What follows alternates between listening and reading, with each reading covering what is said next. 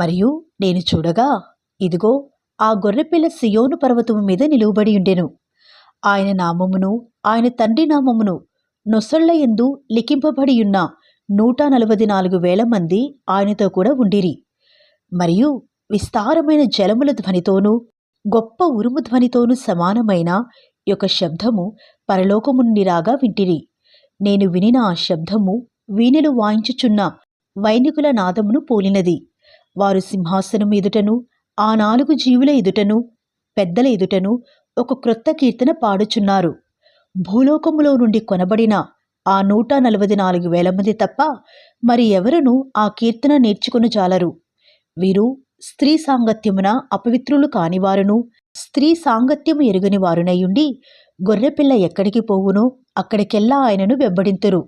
వీరు దేవుని కొరకును, గొర్రెపిల్ల కొరకును ప్రథమ ఫలముగా ఉండుటకై మనుషులలో నుండి కొనబడినవారు. వీరి నోట ఏ అబద్ధమును కనబడలేదు. వీరు అనింద్యులు. అప్పుడు మరి ఒక దూతను చూచితిని. అతడు భూనివాసులకు, అనగా ప్రతి జనమునకును, ప్రతి వంశమునకును, ఆయా భాషలో మాటలాడు వారికిని, ప్రతి ప్రజకును ప్రకటించునట్లు నిత్య సువార్త తీసుకొని ఆకాశ మధ్యమున ఎగురుచుండెను. అతడు, మీరు దేవునికి భయపడి ఆయనను మహిమపరచుడి. ఆయన తీర్పు తీర్చు గడియ వచ్చెను గనుక ఆకాశమును, భూమిని, సముద్రమును, జలధారలను కలుగుచేసిన వానికే నమస్కారము చేయుడి అని గొప్ప స్వరముతో చెప్పెను. వేరొక దూత, అనగా రెండవ దూత అతని వెంబడి వచ్చి, మహోద్రేకముతో కూడిన తన వ్యభిచార మద్యమును సమస్త జనములకు త్రాగించిన ఈ మహాబబులోను కూలిపోయెను, కూలిపోయెను అని చెప్పెను. మరియు వేరొక దూత, అనగా మూడవ దూత వీరి వెంబడి వచ్చి గొప్ప స్వరముతో ఇలాగు చెప్పెను. ఆ క్రూర మృగమునకు గాని, దాని ప్రతిమకు గాని ఎవడైనను నమస్కారము చేసి తన నొసటి ఎందేమి, చేతి మీదనేమి ఆ ముద్ర వేయించుకుని ఎడల ఏమియూ కలపబడకుండా దేవుని ఉగ్రత పాత్రలో పోయబడిన దేవుని కోపమును మద్యమును వాడు త్రాగును. పరిశుద్ధ దూతల ఎదుటను, గొర్రెపిల్ల ఎదుటను అగ్ని గంధకముల చేత వాడు బాధింపబడును. వారి బాధ సంబంధమైన పొగ యుగయుగములు లేచును. ఆ క్రూర మృగమునకు గాని, దాని ప్రతిమకు గాని నమస్కారము చేయువారును, దాని పేరుగల ముద్ర ఎవడైనను వేయించుకునిన ఎడల వాడును రాత్రింబగళ్ళు నెమ్మదిలేని వారై ఇందురు. దేవుని ఆజ్ఞలను, యేసును గూర్చిన విశ్వాసమును గైకొనుచున్న పరిశుద్ధుల ఓర్పు ఇందులో కనబడును. అంతటా ఇప్పటి నుండి ప్రభువునందు మృతినందు మృతులు ధన్యులని వ్రాయమని పరలోకము నుండి ఒక స్వరము చెప్పగా వింటిని. నిజమే, వారు తమ ప్రయాసములు మాని విశ్రాంతి పొందుదురు. వారి క్రియలు వారి వెంట పోవునని ఆత్మ చెప్పుచున్నాడు. మరియు నేను చూడగా, ఇదిగో, తెల్లని మేఘము కనబడెను. మనిషి కుమారుని పోలిన ఒకడు ఆ మేఘము మీద ఆసీనుడై ఉండెను. ఆయన శిరస్సు మీద సువర్ణ కిరీటమును, చేతిలో వాడిగల కొడవలియు ఉండెను. అప్పుడు మరి ఒక దూత దేవాలయములో నుండి వెడలివచ్చి, భూమి పైరు పండియున్నది, కోతకాలము వచ్చినది, నీ కొడవలు పెట్టి కోయుము అని గొప్ప స్వరముతో ఆ మేఘము మీద ఆసీనుడైయున్నవానితో చెప్పెను. మేఘము మీద ఆసీనుడైయున్నవాడు తన కొడవలి భూమి మీద వేయగా భూమి పైరు కోయబడెను. ఇంకొక దూత పరలోకమునందున్న ఆలయములో నుండి వెడలివచ్చెను. ఇతని యొద్దను వాడిగల కొడవలి ఉండెను. మరి ఒక దూత బలిపీఠము నుండి వెడలివచ్చెను. ఇతడు అగ్ని మీద అధికారము నొందినవాడు. ఇతడు వాడి అయిన కొడవలి గలవానిని గొప్ప స్వరముతో పిలిచి, భూమి మీద ఉన్న ద్రాక్ష పండ్లు పరిపక్వమైనవి, వాడి అయిన నీ కొడవలి పెట్టి దాని గెలలు కోయుము అని చెప్పెను. కాగా ఆ దూత తన కొడవలి భూమి మీద వేసి భూమి మీదనున్న ద్రాక్ష పండ్లను కోసి దేవుని కోపమును ద్రాక్షల పెద్ద తొట్టిలో వేసెను. ఆ ద్రాక్షల తొట్టి పట్టణమునకు వెలుపట త్రొక్కబడెను. 100 కోసుల దూరము గుర్రముల కళ్ళెము మట్టుకు ద్రాక్షల తొట్టిలో నుండి రక్తము ప్రవహించెను.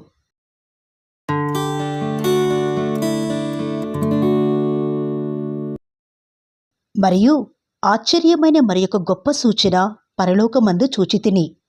అదేమనగా 7 తెగుళ్ళు చేతపట్టుకునియున్న 7 దూతలు. ఇవే కడవరి తెగుళ్ళు. వీటితో దేవుని కోపము సమాప్తమాయెను. మరియు అగ్నితో కలిసియున్న స్ఫటికపు సముద్రము వంటిది ఒకటి నేను చూచితిని. ఆ క్రూర మృగమునకును దాని ప్రతిమకును దాని పేరుగల సంఖ్యకును లోబడక వాటిని జయించిన వారు దేవుని వీణులు గలవారై ఆ స్ఫటికపు సముద్రమునొద్ద నిలిచియుండుట చూచితిని. వారు, ప్రభువా, దేవా, సర్వాధికారి, నీ క్రియలు ఘనమైనవి, ఆశ్చర్యమైనవి. యుగములకు రాజా, నీ మార్గములు న్యాయములును సత్యములునై ఉన్నవి. ప్రభువా, నీవు మాత్రము పవిత్రుడవు. నీకు భయపడని వాడెవడు? నీ నామమును మహిమపరచని వాడెవడు? నీ న్యాయ విధులు ప్రత్యక్షపరచబడినవి గనుక జనములందరూ వచ్చి నీ సన్నిధిని నమస్కారము చేసెదరు అని చెప్పుచు దేవుని దాసుడగు మోషే కీర్తనయు గొర్రెపిల్ల కీర్తనయు పాడుచున్నారు. అటు తరువాత నేను చూడగా సాక్ష్యపు గుడార సంబంధమైన ఆలయము పరలోకమందు తెరవబడెను. 7 తెగుళ్ళు చేతపట్టుకునియున్న ఆ 7 దూతలు నిర్మలమును ప్రకాశమానమునైన రాతిని ధరించుకొని రొమ్ముల మీద బంగారు దట్టీలు కట్టుకునిన వారై ఆ ఆలయములో నుండి వెలుపలికి వచ్చిరి.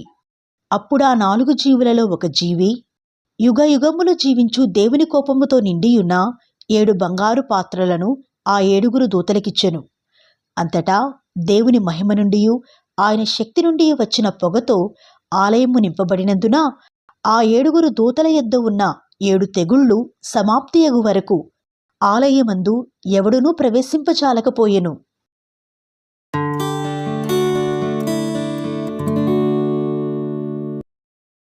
మరియు మీరు పోయి దేవుని కోపముతో నిండిన ఆ 7 పాత్రలను భూమి మీద కుమ్మరించుడి అని ఆలయములో నుండి గొప్ప స్వరము ఆ 7 దేవదూతలతో చెప్పగా వింటిని.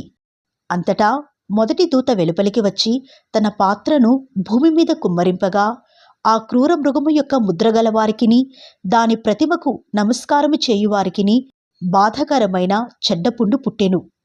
రెండవ దూత తన పాత్రను సముద్రములో కుమ్మరింపగా సముద్రము పీనుగ రక్తము వంటిదాయెను. అందువలన సముద్రములో ఉన్న జీవజంతువులన్నీ చచ్చెను. మూడవ దూత తన పాత్రను నదులలోనూ జలధారలలోనూ కుమ్మరింపగా అవి రక్తమాయెను. అప్పుడు వర్తమాన భూతకాలములలో ఉండు పవిత్రుడా, పరిశుద్ధుల రక్తమును ప్రవక్తల రక్తమును వారు కార్చినందుకు తీర్పు తీర్చి వారికి రక్తము త్రాగనిచ్చితివి. దీనికి వారు పాత్రులే. నీవు ఇలాగు తీర్పు తీర్చితివి గనుక నీవు న్యాయవంతుడవని జలముల దేవదూత చెప్పగా వింటిని. అందుకు, అవును ప్రభువా, దేవా, సర్వాధికారి, నీ తీర్పులు సత్యములును న్యాయములునై ఉన్నవని బలిపీఠము చెప్పుట వింటిని. 4వ దూత తన పాత్రను సూర్యుని మీద కుమ్మరింపగా మనుషులను అగ్నితో కాల్చుటకు సూర్యునికి అధికారము ఇవ్వబడెను. కాగా మనుషులు తీవ్రమైన వేడిమితో కాలిపోయి ఈ తెగుళ్ల మీద అధికారము గల దేవుని నామమును దూషించిరిగాని ఆయనను మహిమపరచునట్లు వారు మారు మనస్సు పొందినవారు కారు. 5వ దూత తన పాత్రను ఆ క్రూర మృగము యొక్క సింహాసనము మీద కుమ్మరింపగా దాని రాజ్యము చీకటి కమ్మెను. మనుషులు తమకు కలిగిన వేదనను బట్టి తమ నాలుకలు కరుచుకొనుచుండిరి. తమకు కలిగిన వేదనను బట్టియు పుండ్లను బట్టియు పరలోకమందున్న దేవుని దూషించిరిగాని తమ క్రియలను మాని మారు మనస్సు పొందినవారు కారు. 6వ దూత తన పాత్రను యూఫ్రటీసు అను మహానది మీద కుమ్మరింపగా తూర్పు నుండి వచ్చు రాజులకు మార్గము సిద్ధపరచబడినట్లు దాని నీళ్లు ఎండిపోయెను. మరియు ఆ ఘటసర్పము నోట నుండియు క్రూర మృగము నోట నుండియు అబద్ధ ప్రవక్త నోట నుండియు కప్పల వంటి 3 అపవిత్రాత్మలు బయలువెడలగా చూచితిని. అవి సూచనలు చేయనట్టి దయ్యముల ఆత్మలే. అవి సర్వాధికారి అయిన దేవుని మహాదినమున జరుగు యుద్ధమునకు లోకమంతట ఉన్న రాజులను పోగు చేయవలనని వారి యొద్దకు బయలువెళ్ళి హెబ్రీ భాషలో హార్ మెగిద్దోనను చోటుకు వారిని పోగు చేసెను. ఇదిగో, నేను దొంగవలే వచ్చుచున్నాను. తాను దిగంబరుడుగా సంచరించుచున్నందున జనులు తన దిశములను చూతురేమో అని మెలకువగా ఉండి తన వస్త్రము కాపాడుకునివాడు ధన్యుడు. 7వ దూత తన పాత్రను వాయుమండలము మీద కుమ్మరింపగా సమాప్తమైనది అని చెప్పుచున్న ఒక గొప్ప స్వరము గర్భాలయములో ఉన్న సింహాసనము నుండి వచ్చెను. అప్పుడు మెరుపులును ధ్వనులును ఉరుములును పుట్టెను. పెద్ద భూకంపమును కలిగెను. మనుష్యులు భూమి మీద పుట్టినది మొదలుకొని అట్టి మహాభూకంపము కలుగలేదు. అది అంత గొప్పది. ప్రసిద్ధమైన మహాపట్టణము 3 భాగములాయెను. అన్యజనుల పట్టణములు కూలిపోయెను. తన తీక్షణమైన ఉగ్రతయైన మద్యము గల పాత్రను మహాబబులోనునకు ఇవ్వలనని దానిని దేవుని సముఖమందు జ్ఞాపకము చేసిరి. ప్రతి ద్వీపము పారిపోయెను. పర్వతములు కనబడకపోయెను. 5 మనుగుల బరువు గల పెద్ద వడగండ్లు ఆకాశము నుండి మనుషుల మీద పడెను. ఆ వడగండ్ల దెబ్బ మిక్కిలి గొప్పదైనందున మనుషులు ఆ దెబ్బను బట్టి దేవుని దూషించిరి.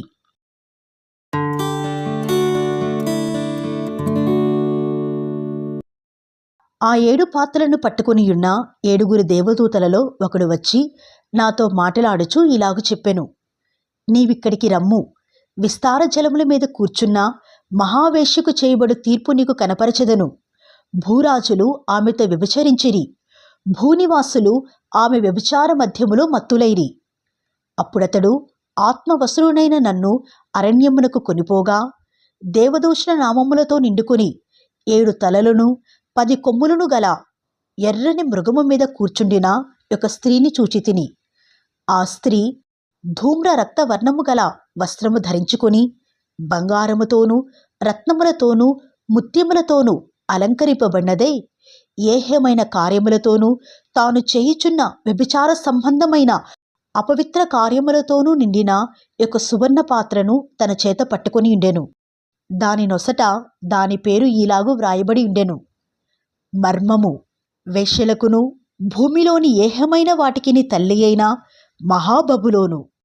మరియు ఆ స్త్రీ పరిశుద్ధుల రక్తము చేతను యేసు యొక్క హతసాక్షుల రక్తము చేతను మత్తిల్లియుట చూచితిని. నేను దాని చూచి బహుగా ఆశ్చర్యపడగా ఆ దూత నాతో ఇట్లనెను: నీవేళ ఆశ్చర్యపడితివి?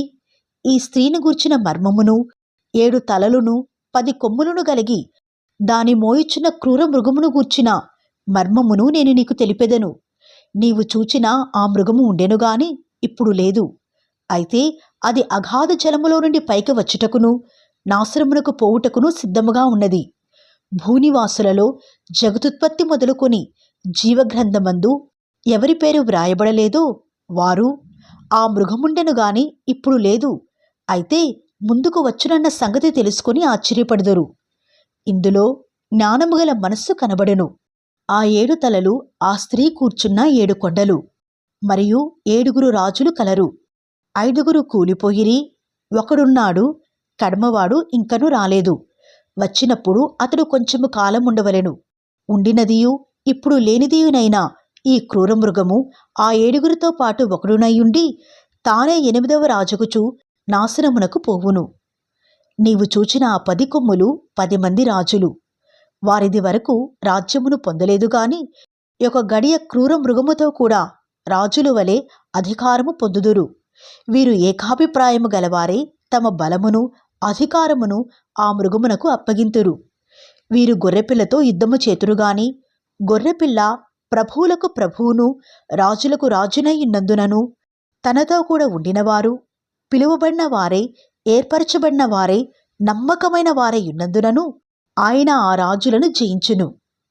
మరియు ఆ దూత నాతో ఇలాగు చెప్పెను: ఆ వేశ్య కూర్చున్న చోట నీవు చూచిన జలములు ప్రజలను జనసమూహములను జనములను ఆయా భాషలో మాట్లాడు వారిని సూచించును.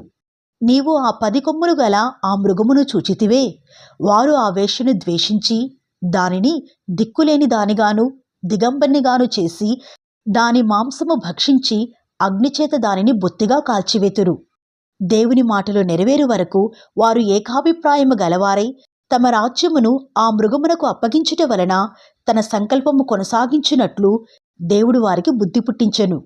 మరియు నీవు చూచిన ఆ స్త్రీ భూరాజుల నేలు ఆ మహాపట్టణమే.